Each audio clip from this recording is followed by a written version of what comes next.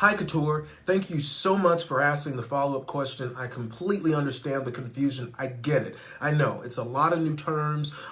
You're hearing a lot of different things from press conferences and what have you. And so I know it can be confusing. So let me help give you the science behind this and back up what I'm saying. So the coronavirus, COVID-19, is not an airborne virus. It's just not. It does not meet the definition of what we consider to be airborne.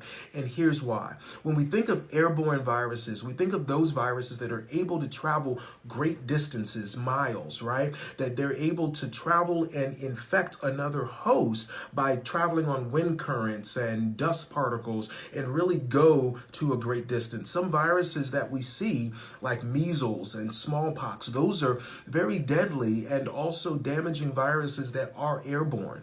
We're not dealing with that with the coronavirus. We're dealing with something a little different, and that's what's called respiratory droplet transmission. Now, those respiratory droplets can be large, so if I'm spitting when I'm talking or if I'm coughing, those can be rather large particles that come out.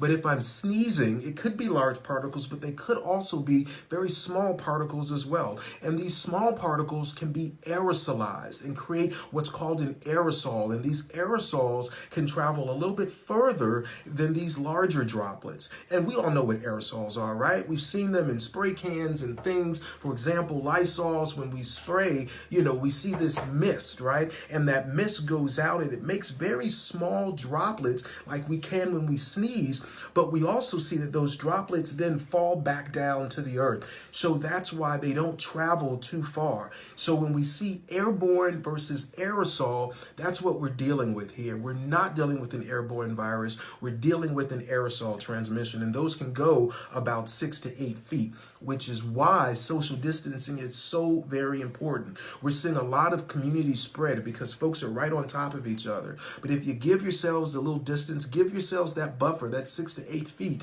just in case they do sneeze, right? Or they cough, you're outside, out of that window, that range that you may be impacted. And that lowers the probability of you being affected by that sneeze or perhaps infected as well. So maintain your social distancing. Make sure you're still washing your hands with warm water or soap. I'm not going to stop saying that. Please make sure you do it and make sure we continue to take care of each other. I appreciate the question. I appreciate the comments. I hope this was helpful in kind of unraveling the mystery here. But there are no secrets. I want everybody to know all the information that I know. So thanks so much for asking that. And thanks so much for asking this scientist. Thank you for asking, Dr. Al.